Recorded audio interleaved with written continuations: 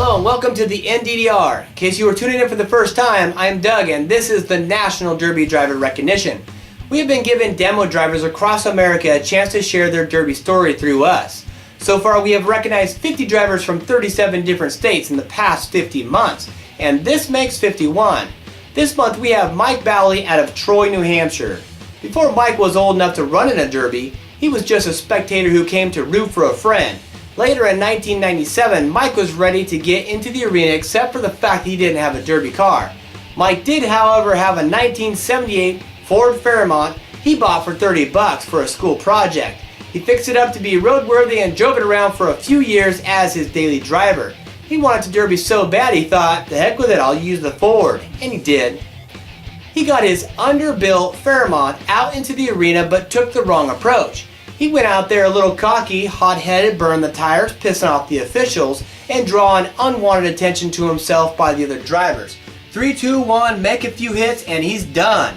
He said it was over before it started, but it was still fun, and he took a lot of knowledge home from his misfortunes. In the last 16 years, he said he has probably destroyed about 25 cars or so, and participates in at least 3 derbies a year, but tries to get in more as time permits. His favorite cars to Derby are the early 80 Crown Vics, the 69 to 70 Chrysler Newport, and the 87 Dodge Diplomat. Great choices, Mike. A fun fact about the Diplomat. This was Chrysler's M platform, which ran from 1977 to 1989.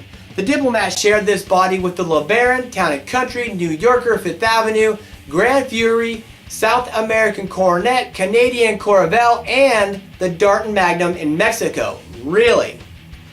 Okay, I asked Mike if he had any advice for the rookies, and he said, don't go out there cocky, running your mouth to other drivers because they will sufficiently spank you in a gang beating of a lifetime, and that's what he said. Alright, I asked him how he would describe Demolition Derby to someone who knew nothing of it. He said Demolition Derby is a way of life for most drivers out there. Once you do it for the first time, you are hooked on it and can't get it out of your head. It's an expensive sport to do, but so worth the rush you get after a good run. Make friends, pick up tips on setting up your car, and last but most of all, don't sandbag if you want to get respect from all the other guys. Well said, Mike. When Mike is not building or crashing cars, he gets paid to blow stuff up. That's right, Mike is a pyrotechnician by trade and gets to shoot off professional firework displays.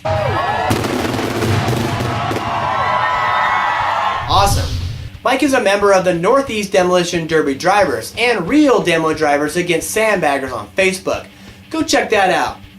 Speaking of out, I'm out of time. That was New Hampshire's own Mike Bouley. Mike, thanks for sharing your story, and thank you all for tuning in. Until next time, build that Derby car.